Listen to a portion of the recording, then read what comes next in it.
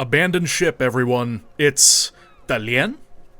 This Tier 9 Chinese cruiser is for sale in the armory for the customary price of 19,300 doubloons, or about 77 US dollars. But is it anywhere close to worth that much? Let's find out. Dalian was introduced in 2022, a couple days before the researchable Pan-Asian cruisers entered early access. Wargaming usually releases a new premium ship just before each new tech tree branch to give players a taste of what's to come. However, this ship lacks most of the defining characteristics of the Jinan line, and has been called a mini-Smolensk for its improved shell arcs and extremely narrow beam with cardboard armor, ensuring every enemy shell blows right through. Results may vary. The wiki describes it as a side grade of the researchable Tier 9 Sejong, but I think they're being very polite here. It's actually a ship that can do less and take less. Dalian has the lowest health of any Tier 9 cruiser, and in fact the fourth lowest health in its matchmaking spread, in front of only the Tier 7 and Tier 8 Pan-Asian tech tree cruisers and USS Flint. It has less health than Kitakami. As for capabilities, it has one fewer turret than Sejong, and the marginally higher caliber makes no difference. It has less fire chance, has a worse reload, has worse range too, which means you can hardly take advantage of the one thing it has going for it, the better shell trajectory, although I'm aware that would require the shell velocity to be much higher than it already is. Well, its guns are worse, but how are the torpedoes? Also shit. You get less of them at a time, and no torpedo reload booster like Sejong has. The range is 2 kilometers less. The speed is a whole 10 knots less, which is an absolute tragedy considering Sejong gets deep water torpedoes and you don't. To Dalian's credit, its torpedoes don't sacrifice very much damage for the benefit of being able to hit destroyers and submarines, and the torpedo reload speed is fantastic. Not shown here are the torpedo angles, which are pretty much the same, except Sejong can launch a little further backwards, and Dalian can launch a little further forwards, for whatever that's worth. Good luck hitting anything, though.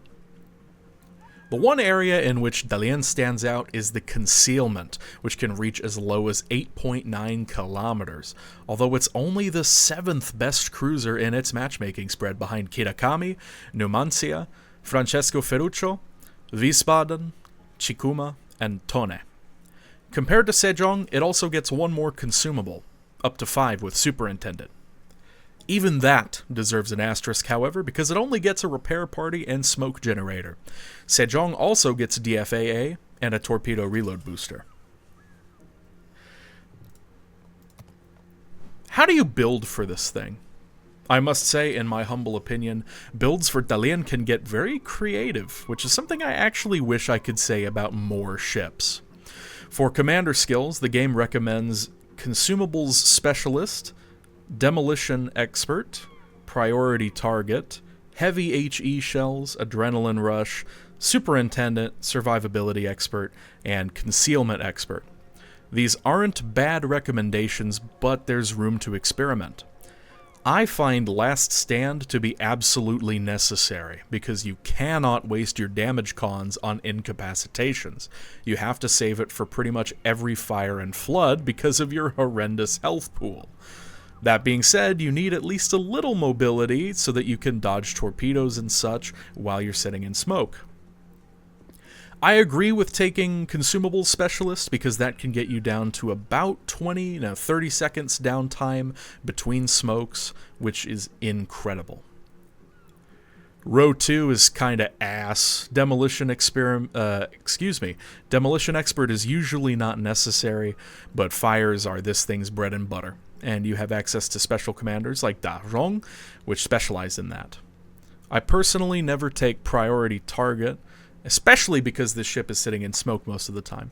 Consumable Enhancements is a great alternative. You can almost play this ship like a leg mod Minotaur by extending the action time as much as possible. Row 3 is very important. Adrenaline Rush is a must, as always, and you can get up to 31,900 health with this commander's improved Survivability Expert. Heavy HE is also nice. On one hand, most of your shells shatter anyway, but that can help you recoup the losses. Superintendent gives you 5 heals and 5 smokes, which almost literally gives you 10 minutes of smoke in a 20-minute match. So, very nice. Although, I recommend getting Superintendent later rather than sooner, because in many matches, you die too quickly to use 5 smokes or 5 heals. Concealment Expert is a must. This thing needs all the help it can get. IFHE, I'm going to show you the difference with today's replays, but I don't recommend it. I don't think it adds anything at all, and cutting your fire chance in half is terrible, because fires are all this thing knows how to do. In terms of upgrades, you have a lot of options. First slot doesn't really matter, although this ship might be one of the only in the game where the 70% reduction in magazine detonation chance is worthwhile if you'd prefer not to waste signals on random battles. And for God's sake, don't even think about taking this thing into ranked. Slot 2 could go either way, especially depending on your other upgrades and commander skills, but incapacitations in this ship were really pissing me off, so I went with engine room protection. Smoke Generator mod is what allows your smokes to last almost 10 minutes in total, but I understand if you don't want to waste coal on a ship like this. So aiming systems or torpedo tubes mod are good alternatives. I don't think the torpedoes on this ship are good enough to warrant the torpedo mod, plus 5% torpedo speed, but maybe that's just the boost they need, I don't know. Slot 4 is another tough one, so I settled on the one Wargaming recommends. Less recovery time for fires and floods can be very helpful, but I find that the health margins are thin enough that it may not save your life. Propulsion is definitely more helpful in smoke than steering gears. Don't bother with the depth charges, they're ship-based and not plane-based. Slot 5 is going to raise some eyebrows. I've chosen the Torpedo Lookout system, and this might be the only ship in the game where I would even entertain the idea. See, this thing's torpedo damage reduction is a very meager 4%, and you're going to be dealing with a lot of torpedoes since you're a smoke cruiser. You also don't have Hydro because Wargaming saw the backlash against Smolensk and decided that any future smoke HE spammers need to be absolutely neutered. But is 1.8 kilometers really enough to make a difference? It's not a replacement for situational awareness, but it can mean the difference between a hit and a near miss. Really though, all of these choices are good. 8.9 concealment is fantastic, but with just the commander skill you get 9.9, which in my experience is good enough to get into smoking position. Ship Consumables mod gives you even more smoke to work with, and Steering Gears Modification 2 allows you to angle and dodge a little more aggressively even inside of smoke, but it's probably the least valuable of these 4. For Slot 6, Main Battery mod can take your 4.9 second reload down to 4.3, which adds up very quickly. Or if you like the torpedoes on this thing, you can have them every 77 seconds instead of 90. But I took Gunfire Control System because, in my opinion, this is a gunboat, and 13.5 kilometers is just not enough, especially not without the concealment upgrade. The most useful thing you can do is grow the circle in which enemy ships are under threat of constant fires. That's good zoning, and I'm going to show you an example of that with our first replay for today.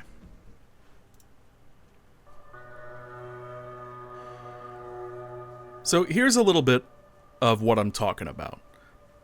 So I spawn in the middle, and most people would probably pick a side because mid on this map is pretty awkward, with all that island cover, tall mountains, hard to shoot over, and this ship in particular is going to struggle with that because it's not Sejong, and it's not one of the tech tree cruisers, and therefore it has the improved arcs, improved in every situation except trying to shoot over islands. But I'm going to push up there anyway because my plan is to just sit and smoke and project my power as best as I can onto either side, whichever needs me more. That's going to end up being the A cap because I see the Stalingrad in the distance there.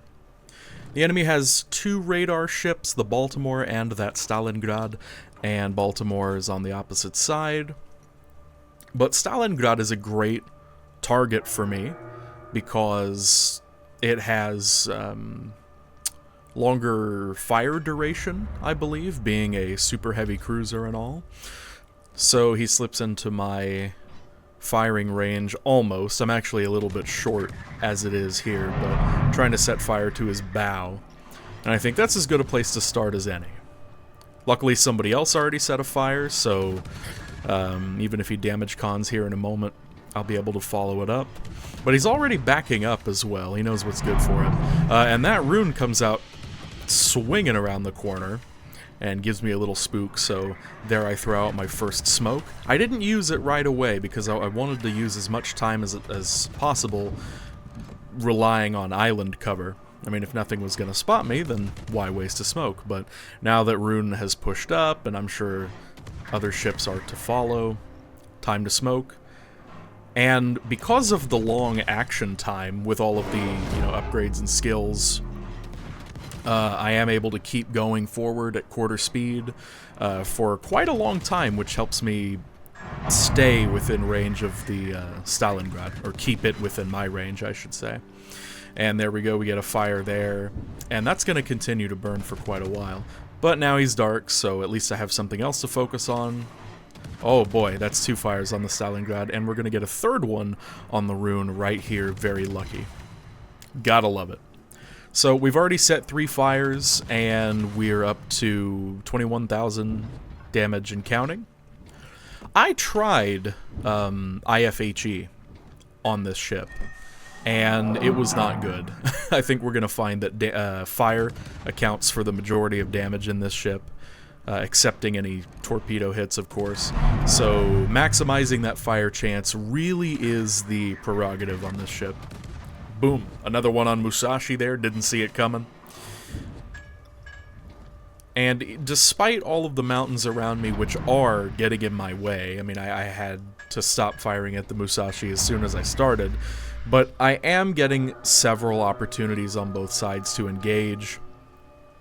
But the smoke runs out here.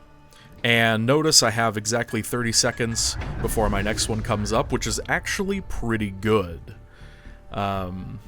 That's nothing to sneeze at, but I'm spotted and nothing big is in my range, so it must be something small. Here comes the U-2501. I eat this one torpedo. No, I don't, actually. We pull a matrix dodge on it. Feeling pretty good about that.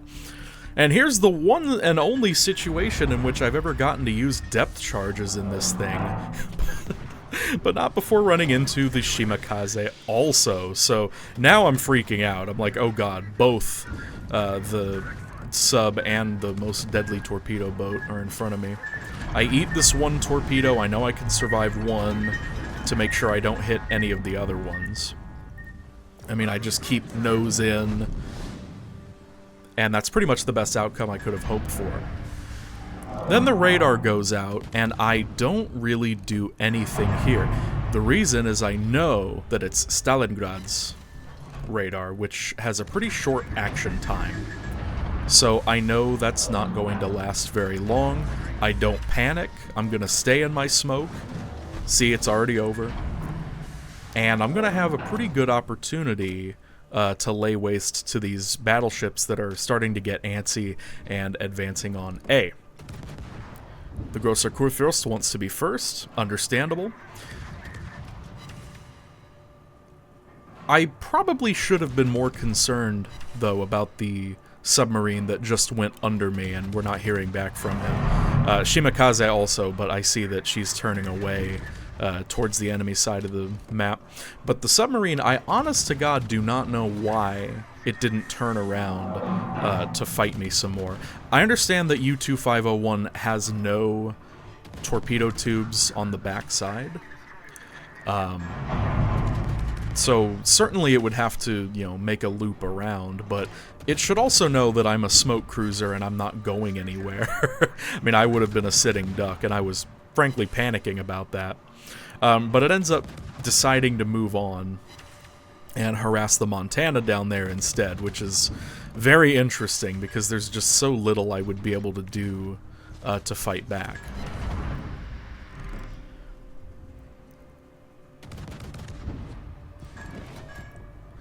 But I get pretty good leverage out of that smoke as well, that second smoke for this match. We're already up to 100,000 damage. Very much of it from fires. I mean, I haven't hit a single torpedo. And let's check. Yeah, we have more shatters than we have pens on our shells. Just got the Witherer achievement, so that settles it right there. I mean, the fires are your bread and butter on Dalian. That is all you can hope for, really. Now here I'm going to try more of the same. I want to get in as many shots as I can without using my smoke. I get detected for a millisecond from I don't know what, and I panic. I got undetected before the smoke went up, so I wish I hadn't used it. But you know what? It happens. You win some, you lose some. So even though it was kind of a waste of a smoke, it just means, okay, I'm going to lock it in here, and I'm going to stay here and continue to fight the Stalingrad and the Wisconsin that's blowing around the corner there.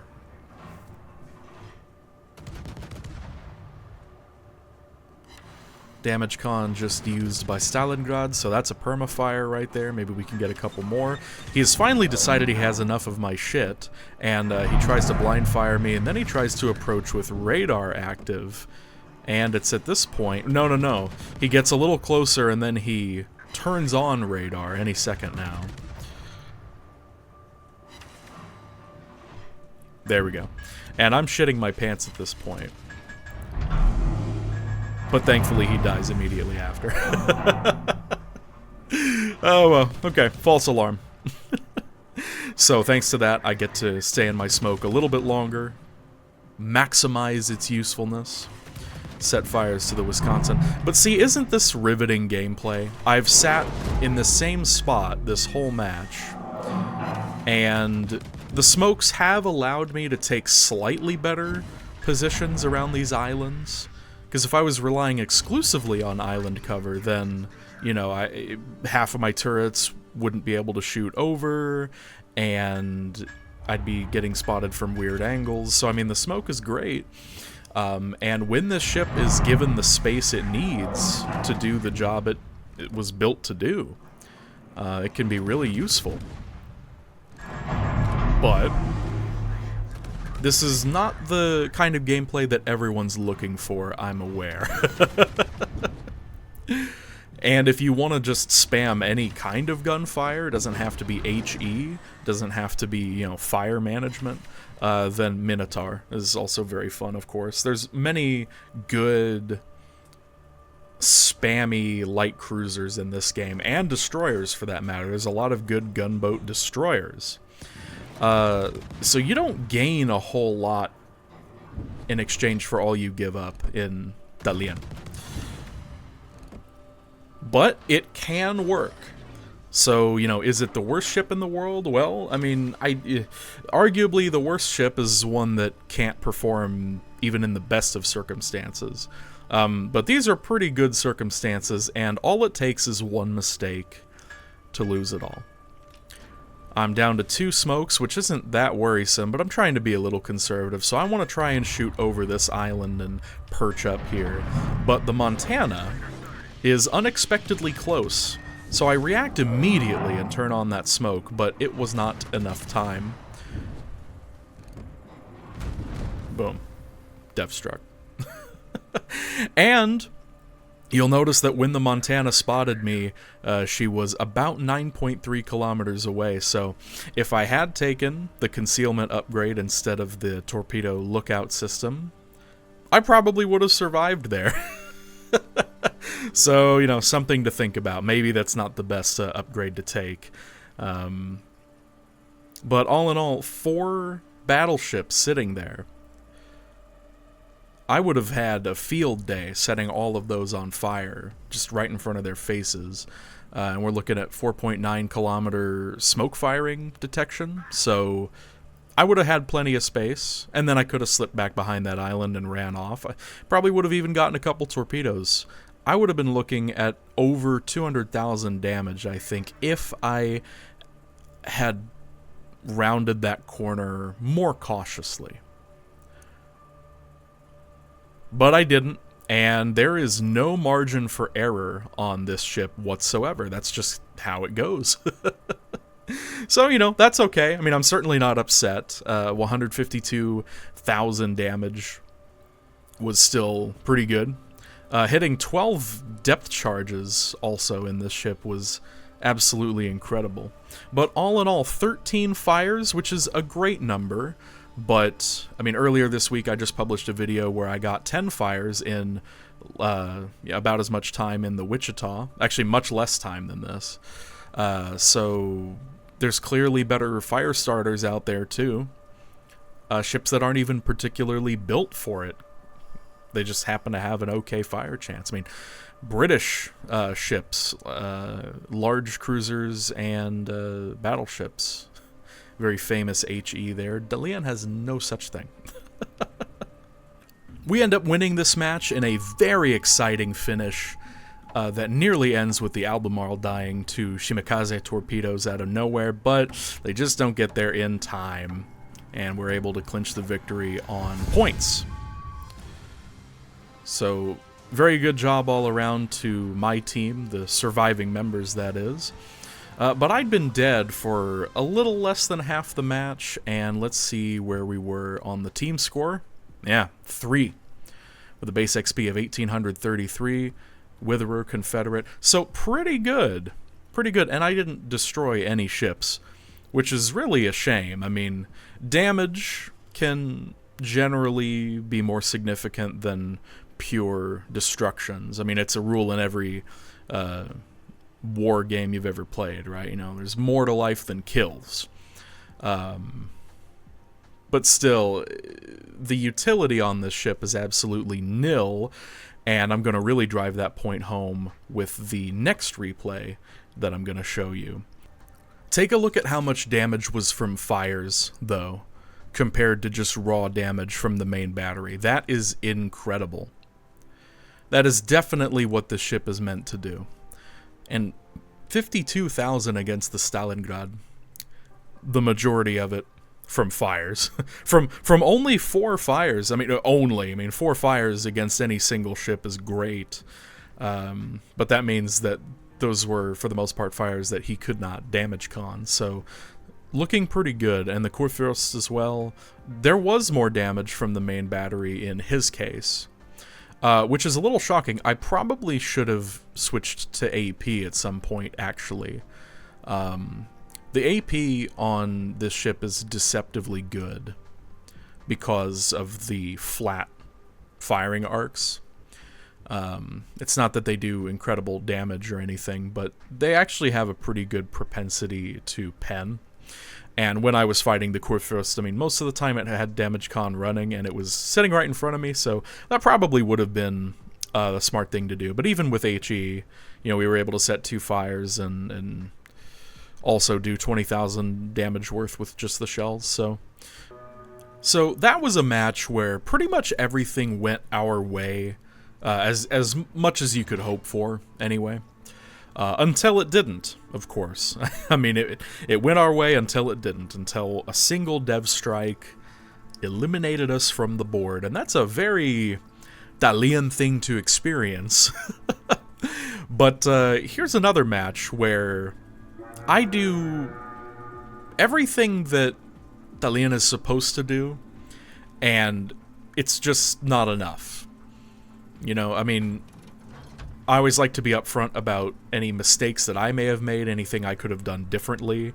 And it's very hard to find a replay where, you know, it demonstrates the shortcomings of a ship, but also, I mean, I was playing at my best. That's a very difficult niche to hit on, but I'd say probably my first and biggest mistake in this match is deciding not to help the Fletcher in the sea cap. I just make the deliberate choice to not back up my destroyer, who is cap contesting, and that's a pretty stupid idea, but in this ship, I just felt so inconfident.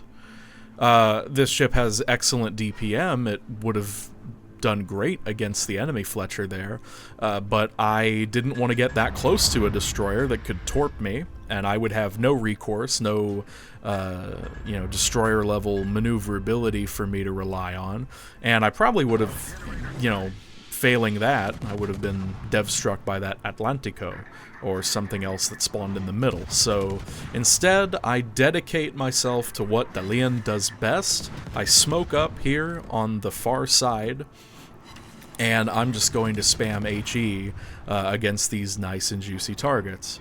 And of course, our Fletcher dies. That I take a large part of the blame for that by not helping. Even if our Fletcher was destined to die, I could have pressured the enemy Fletcher more. What I was hoping, in the best case scenario, is that the enemy Fletcher just backs out on this side of the island and then my torps hit him, but he knows better.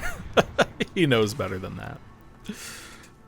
So we're going to try and farm these guys for a little bit. I tried the AP there, St. Louis. Louis, I'm sure. Yeah, well, he's very maneuverable. He's going to turn out very quickly. And I don't remember. I might have been trying IFHE when I did this match. I honestly don't remember. I don't believe that fires were as plentiful in this match.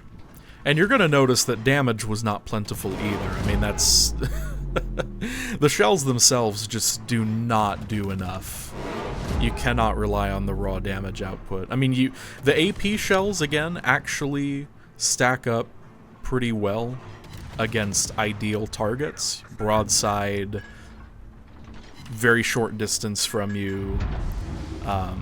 Those will pen and those will add up pretty quickly, but that's not usually what you're doing in this ship. You don't want to get up in the enemy's face. You want to be at a comfortable distance in your smoke, just spamming HE, and you really depend on those fires to do the heavy lifting. So, and this match certainly taught me to respect that.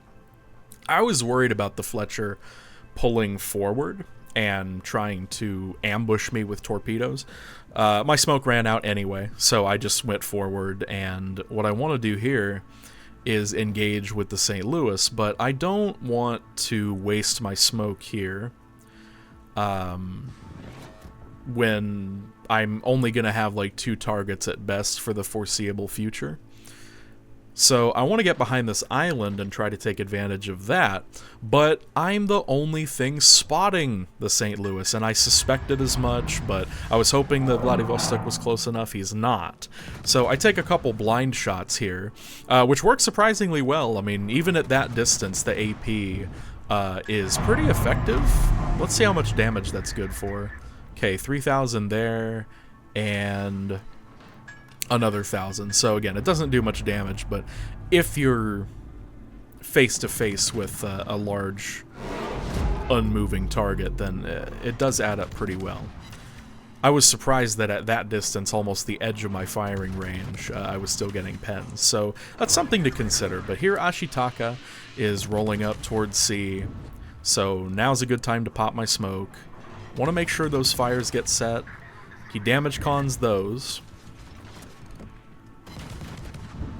I don't know exactly how long his damage con is going to last. I have failed to memorize the usual time for battleships, but I don't see the damage con indicator even now, so I figure I'm trying to set a parting gift as he goes by in this island. I don't believe I get one, though, unless it's right here, but most of these hit the island, unfortunately. And then he goes behind cover where I can't really hit him. Yeah, unfortunate. I mean, I'm at the complete mercy of the enemy team's positioning here, especially because I set up a smoke right there. Now I have to commit to it, I'm just barely able to hit that Edinburgh one cap over. Actually, it appears I don't hit him at all. Maybe one of these salvos, but I'm certainly wanting for more range at this point, for sure. Range that I'm not getting. And at this point, I realize that Fletcher has been gone for a while. I mean, I was worried about going into the cap circle here. It's probably my second big mistake in this match, is not keeping tabs on the Fletcher, not moving into this cap circle sooner. I really should have moved in there with my smoke. I'm not sure I got that opportunity, though, because the Ashitaka was going to spot me if I got any closer without preemptively smoking. So I commit to this smoke for the time being, but now I realize Fletcher has already moved halfway across the map, so that means there's no really close range threats at sea. So I try to move in, and just as soon as my last smoke dissipated, my next one is pretty much ready. So that's good. I mean, that's the nice thing about this ship, is you can just go from smoke to smoke pretty consistently. And I need to, because Atlantico comes around that island, and I react to that here a little bit later than I probably should have, but whatever. At least I have it ready when I need it. That's nice. I'm a little too slow on the torps, unfortunately. But we're down to 55 points. So again, I really should have been capping this a lot sooner. I have no idea what I should have done with the St. Louis there. I have no idea. I think I should have been helping more, but again, smoke. I had to use my smoke, and although the action time is rather long, it's only, I could only move at quarter speed while staying in the smoke, so I didn't really want to rush around the corner to fight the St. Louis only to be left without smoke. And the Gneisenau is coming, so... And the Atlantico is also about to round the bend over there, so things are not looking good, but I'm thinking, okay, at least I'm going to get this cap circle here. Well... Nope. Not going to, unfortunately. And that's the other thing about being a smoke cruiser. You cannot contest... this is not a cap contester. Not at all. You're way too close to the danger zone where other destroyers can torp you, and then in the mid and late game, like now, you can just get hydroed and... I mean, look at that mess. Setting aside the fact that the match had already ended. But, yeah. That's the Dalian experience right there. That match is a pretty good microcosm. I did what I was supposed to. I stayed in smoke the whole time, and I spammed a bunch of shells. I do believe this match I was running IFHE, so I had a grand total of 6 fires, half as many as I had in the previous replay by about the same time, for less than half the damage. Roughly the same amount of shells. I mean, I wasn't keeping very good track, but roughly the same amount of shells if at about this time in the match. So, 2 different matches played more or less the same way. 2 very different outcomes. And while there is something to be said for, you know, adapting to your circumstances, I identified 2 big mistakes that I made in this match that probably would have made a big difference if I had helped against the Fletcher and if I had moved into that cap sooner. Things might have turned out differently, but the thing is they also might have turned out even worse. If I had moved into the C cap sooner, who knows, I might have just exploded immediately. And then that's helping nobody, right? This ship is just prone to exploding, and it is an absolute slave to circumstances. You know, when you're the only ship on your flank that can do any spotting, that's really bad because you're not supposed to be able to do that. You're supposed to be in your smoke. You're not going to see anything. So there's no other utility that you could really give your team either. You have no hydro, you have no radar, You don't have anything that can help yourself, like a torpedo reload booster. I mean, you just have the smoke, which is highly situational at best, and you have an extremely meager repair party. And just to prove that, I mean, I was doing my part. Again, I could have done things differently that maybe would have led to better outcomes through better team play. But in terms of individual performance, I was probably not the weakest link here. I mean, congrats to the Rune and to the U-190 for actually getting some kills. Vladivostok was also my partner on my flank, and at least tried to make a push for C, but unfortunately he paid for that with his life, so that's the absolute best I really could have hoped for out of a match like that, and it was pretty pitiful, so thank you all for watching. I hope this was very informative. I've been excited to do a video about Dalian for a very long time. I purchased this ship maybe almost a year ago, and I have almost 100 battles in this thing, despite the fact that it sucks, because I don't know why. Maybe sunk cost fallacy, but also there is something charming about it. I mean, what can I say? I like me some bad ships. But if you were going to ask me, is this ship bad? I'm going to say, yes, it is. Don't buy it. Well, thanks again. I'll see you next time.